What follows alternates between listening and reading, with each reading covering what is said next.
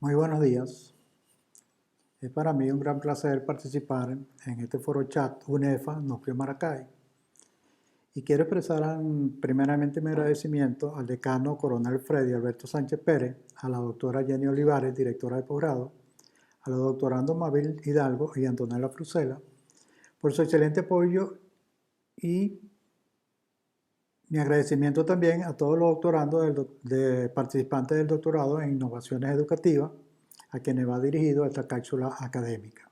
En los próximos minutos les hablaré del proceso de investigación científica desde el paradigma positivista, denominada también estas investigaciones por algunos autores investigaciones cuantitativas, enfoque cuantitativo, entre otras denominaciones.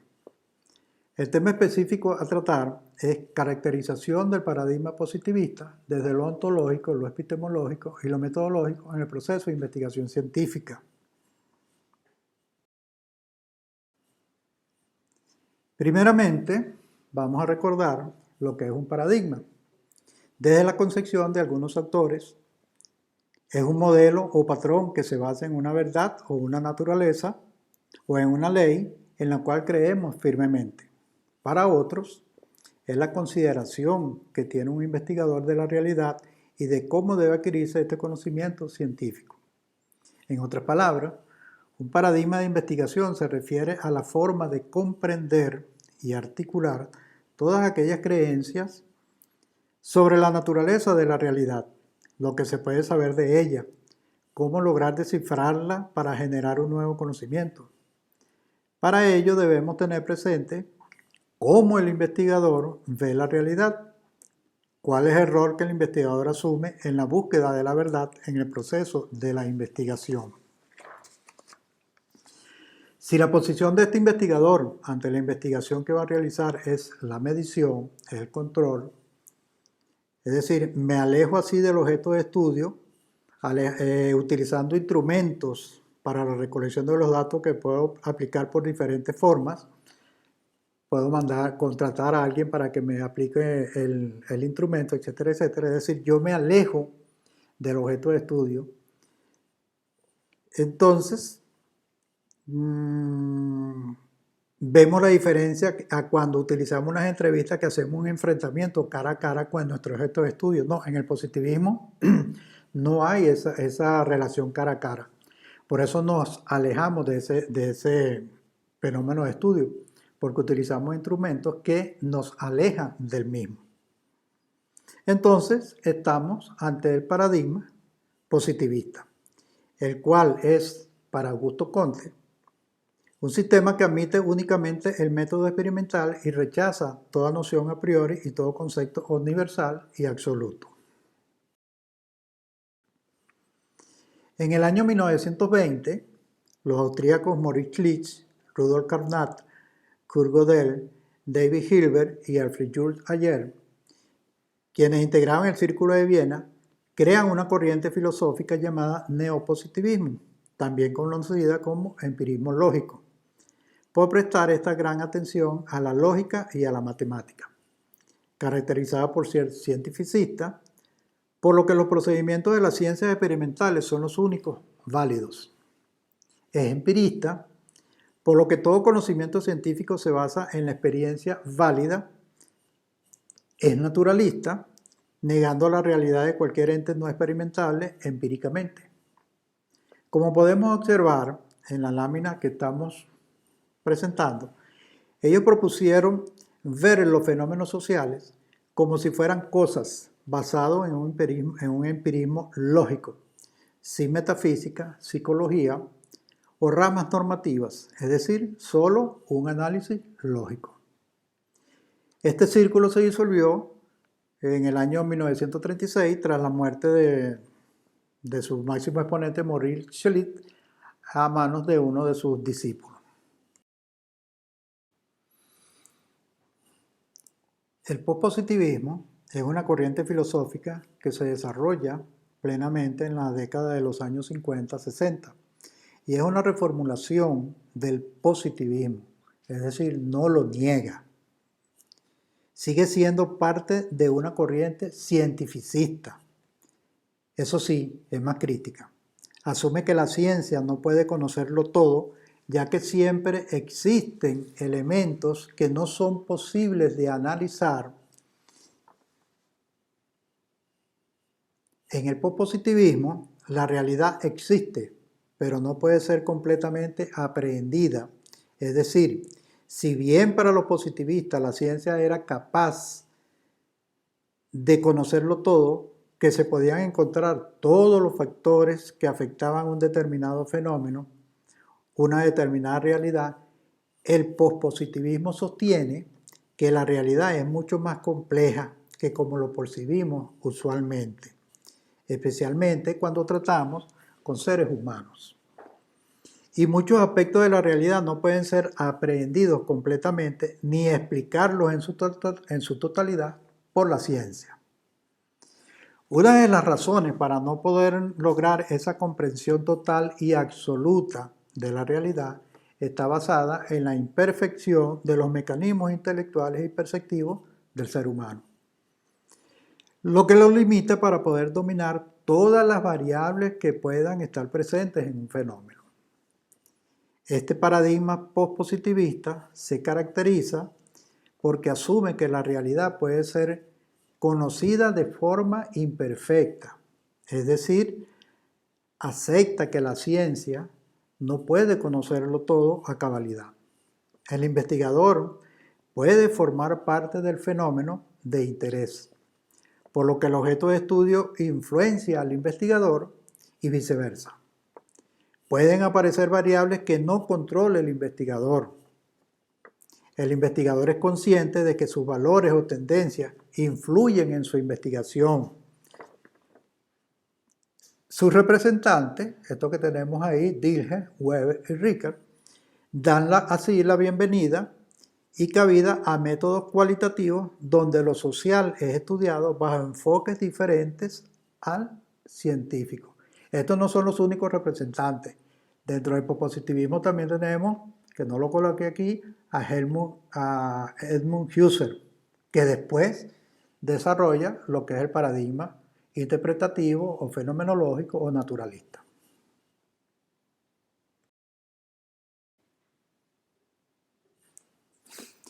Cuenya y Ruetti, en el 2010, nos refieren con el método cuantitativo. El saber científico se caracteriza por ser racional, objetivo, se basa en lo observable, en lo manipulable y en lo verificable.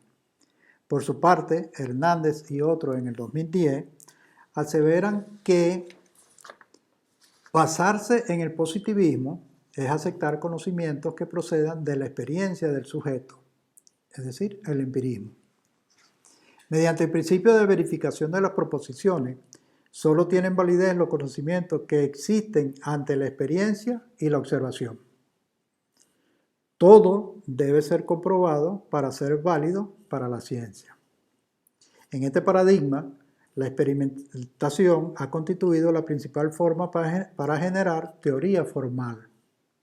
Guba, en 1991, en su libro El diálogo del paradigma alternativo, refiriéndose a los planos del conocimiento, plantea que el plano ontológico aborda el objeto de conocimiento con la pregunta: ¿cuál es la naturaleza de la realidad? El ser como ser, es decir, el ser del objeto que es conocido o lo que son las cosas. Refiriéndose al plano epistemológico, se enfoca a la relación entre el investigador y el conocimiento y se hace formulándonos la pregunta: ¿cuál es la naturaleza de la relación entre el investigador y la construcción del conocimiento? Es decir, es el estudio crítico de la ciencia del conocimiento. En cuanto al plano metodológico, la tercera pregunta aborda las vías para encontrar el conocimiento. ¿Cómo debe hacer el investigador para encontrar el conocimiento? Los modos de producción de este conocimiento. Las respuestas a estas preguntas son los puntos de partida que determinan lo que es la investigación y cómo va a ser esta llevada a cabo.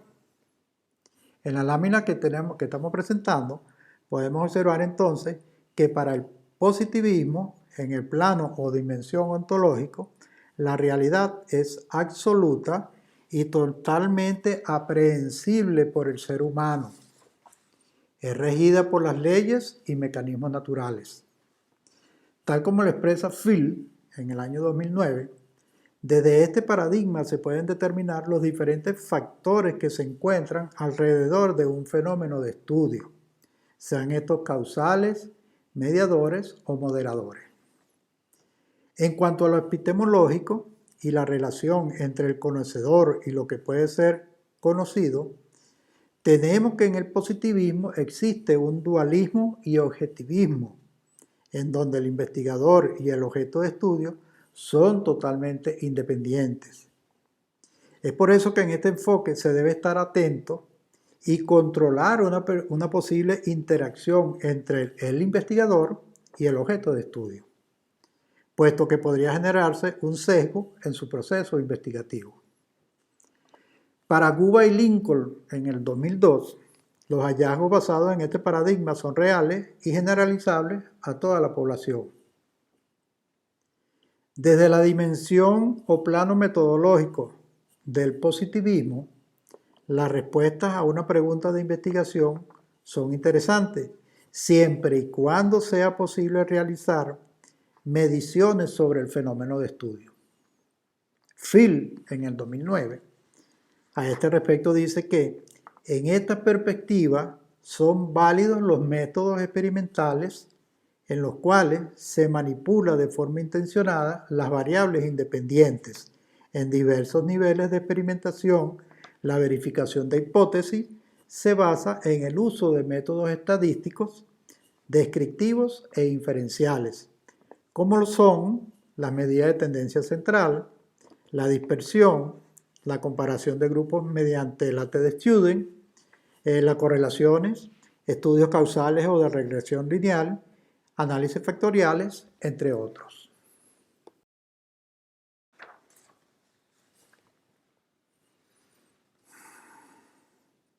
En esta lámina podemos observar